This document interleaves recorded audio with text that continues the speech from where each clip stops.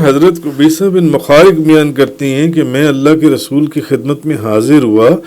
آپ نے فرمایا اے قبیصہ تم کس کام سے آئے ہو؟ میں نے عرض کیا میں بوڑھا ہو گیا ہوں, میری ہڈی کمزور ہو گئی ہے, میں آپ کے پاس اس لیے آیا ہوں کہ آپ مجھے کسی ایسے عمل کی تعلیم دیں جس سے اللہ مجھے نفع دے. میں بوڑھا ہو گیا ہوں یا رسول اللہ, کوئی ایسا عمل بتائیں جس سے اللہ مجھے نفع دے.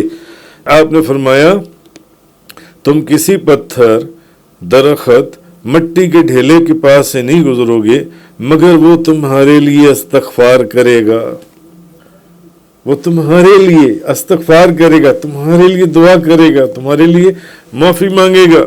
تم ایسا کیا کرو, صبح کی نماز پڑھنے کے بعد 3 دفعہ یہ کہو سبحان اللہ العظیم و بحمدہ,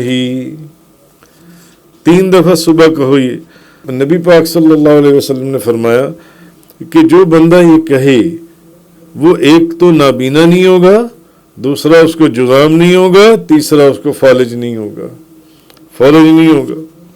فالج سے محفوظ رہے گا.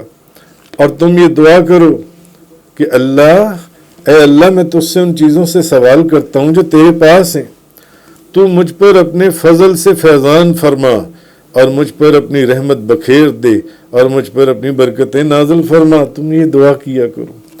مگر جو بندہ 3 دفعہ صبح یہ پڑھے گا سبحان اللہ العظیم و بحمدہ, حضور نے فرمایا نہ تو اس کو جذام ہوگا, کوئی جسم, کوئی اس کو سکن کی پرابلم نہیں ہوگی, دوسرا نہ اس کو آنکھوں کی کوئی بیماری ہوگی.